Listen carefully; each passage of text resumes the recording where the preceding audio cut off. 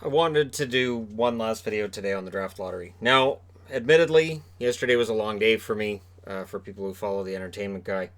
Um, you likely saw the video today about it. For people who don't, so I had money coming in through Payoneer from my Patreon account. I've now switched that back to PayPal because Payoneer's got all the money frozen. And if you want to know about that, just look up Payoneer on Twitter, just a hashtag Payoneer, and you'll see. There's a lot of people with all their money completely frozen. Now, for me, it's not all my money, thankfully, but it is a healthy sum of money that's just all of a sudden gone, and there's a good chance it's gone. So if I've seemed a little bit not myself today, it's probably what it is because I'm kind of PO'd about that. Not a heads up, nothing. Just, oh, your money's frozen. Yeah.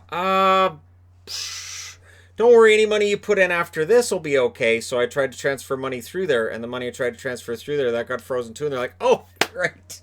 No, actually don't. No. It might be gone.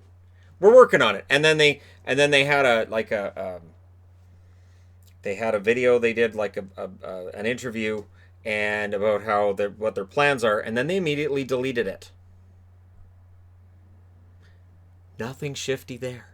So, in the midst of all that stuff going through my brain, I've been trying to figure out, okay, so we're all mad about the draft lottery, right? Draft lottery.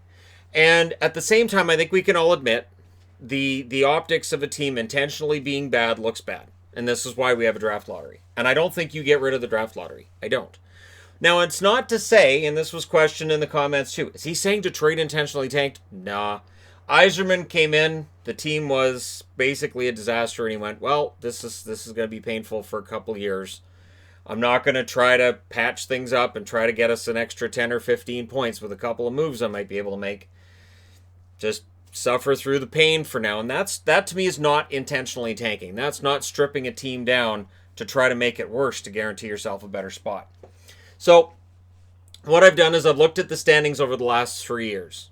And I've given a point total for 10 points for being worst in the league and all the way down to 1 for being 10th worst in the league.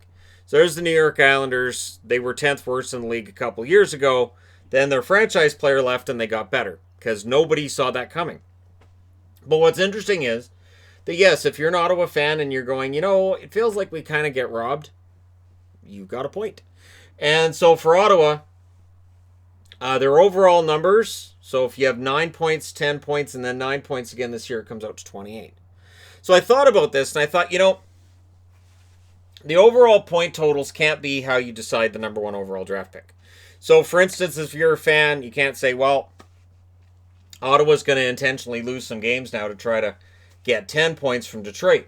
Here's the interesting thing. Over the last 3 years, adding these totals together, Ottawa 28 points, Detroit 23, Buffalo 20. So for Sabres fans, they can't even win at losing. They're step below at losing. LA 16, New Jersey 13, Montreal 10, Anaheim 9, Arizona 9. The Rangers have 8. Vancouver 7, Chicago 6, and Oilers have 6. And you know what? I'm honestly kind of surprised the Oilers don't have more points. But again, they were pretty good this year. You just turn that so you can see that the Oilers are on the board. San Jose, 8 points. I have them squared off in jail because, of course, these 8 points aren't technically theirs. But here's the thing. So, in trying to figure out how to do a lottery system, San Jose with those 8 points would slot here. So San Jose's pick technically wouldn't have been eligible to be the number 1 overall pick this year for the Senators. Now, it didn't end up becoming the number 1 pick. It ended up becoming number 3. I'm only thinking you would do this for the number 1 pick. Number 2 and number 3, sure. But for the number 1 pick, maybe you make it so the 2 teams with the most points over the last 3 years, they have a 25% chance each. So you'd have a 50% chance, I'm not going Scott Steiner, 50% chance of either Ottawa or Detroit getting that pick. 30% chance it's Buffalo or LA, and a 20% chance it's New Jersey or Montreal. Now, what this does is it leaves the Ducks on the outs. It leaves Arizona. the Rangers, Vancouver, Chicago, and Edmonton on the outs. The interesting thing is Arizona's just down here. They're not on the board at all for this one, and they had 8 points on that one. So it makes sense that Arizona would be in there. Anaheim, their rebuild has just started getting going. So 3 points here, 6 points here. So they're getting worse. Odds are next year they would be eligible for the number 1 pick. Odds are they probably end up staying towards the bottom. Now, it's possible they get better, but I'm thinking LA probably gets better next year. San Jose, it feels like bottomed out this year as well. So odds are Anaheim probably jumps up into here. LA would have actually the chance for more points because they don't have anything in that first column.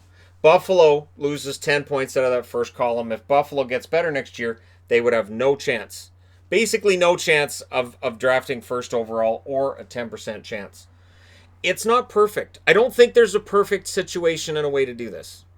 But I think this could work. And then you could come up with some kind of a mathematical formula for picks number 2 and number 3. And maybe make it so it's less complicated. The NHL tries its best. Every year they show us how the draft is done. How they pick the balls out. And we as fans watch and go, wow, that's really boring. But they do. They are transparent about this and they show us. And I think we can all agree, okay, so maybe there needs to be a weighted system to make it so that the teams that are at or near the bottom have a better chance.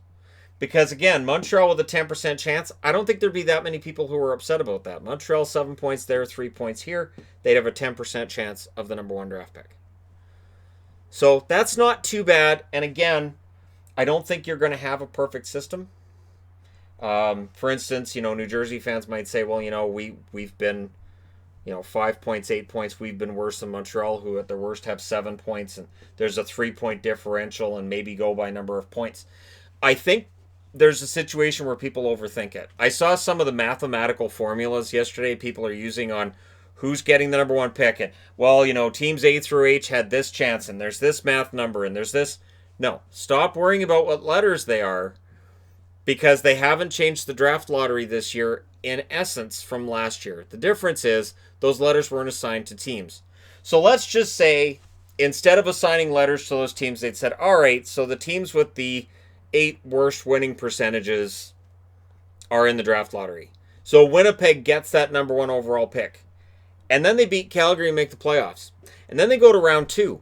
And then they draft Lafreniere after being eliminated in round 2. That's not going to look any better. So for the NHL, during a pandemic, you can't come up with a system that's going to be great. And I think when we're looking at trying to bring sports back, there is no situation, there's no way to do this that's going to be great. It's just trying to find a way that makes the most sense. And again, this does mean for the haters of Chicago, they don't have much chance. They have 2 points here, 4 points there, nothing here. For haters of the idea of the Oilers getting that number 1 pick, they don't have an option to get that number 1 pick. Vancouver also does not have an option for the number 1 pick, which makes sense. Now, I thought about doing 4 years, and I even thought about a 5-year rolling number, but I think 3 is the best. 3 works very well. And you look at the teams over here in this column, how many of them would rate as contenders right now? Maybe the Islanders, maybe Vancouver if they can get on a bit of a run. So teams that are on this board, Philadelphia is a contender right now, but they only have 1 point on here. I think this system works. I do. I think this system works. I think it works pretty well. Yes, the Rangers would have 8 points. They also would not have a shot at the number 1 draft pick. So here's the challenge I have to you fine people watching this, as we all still consume and try to figure out exactly how phase 2 of the draft lottery is going to work in a couple of months' time. Whether we have a playoffs or we don't, we'll have that draft lottery round phase 2 in a couple of months. Does having 6 teams eligible work? Because again, I went, okay, 50, 30, 20. I like that. Very, very basic, very easy to follow. And Dave Hodge tweeted out this morning that if something's too confusing for fans, maybe a league shouldn't do it. Maybe it's a bad idea. I'm not that confused with the draft. I understand the draft. And I don't know that there's that many people that are confused by it as there are people who disagree with it. So I'd be interested to know what you guys think, because again, if we just say, well, Detroit had the worst record so they get the number 1 draft pick, you're basically saying we should go back to the draft the way it was before. So Detroit would draft first. Ottawa would get picks 2 and 3 because they have San Jose's. And they go LA, Anaheim, New Jersey, Buffalo. And then from there on, it would be decided by the play-in round.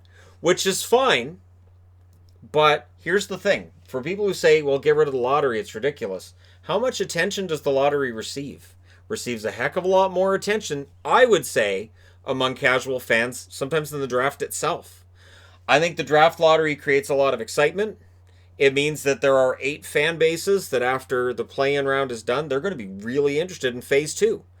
And so I think the lottery is a good idea, but I do agree with people who say it should be weighted in favor of teams that have poor records. And I'm going to say weight it in favor of teams that have been pretty arguably the worst teams over the last 3 years, which means that Ottawa and Detroit get the best chance. But let me know your thoughts. As always, don't forget to hit like and subscribe if you're browsing your way through. You just happened upon this video, and hey, I don't think there's a perfect solution, but let me know yours down in the comment section below. I'll talk to you again soon.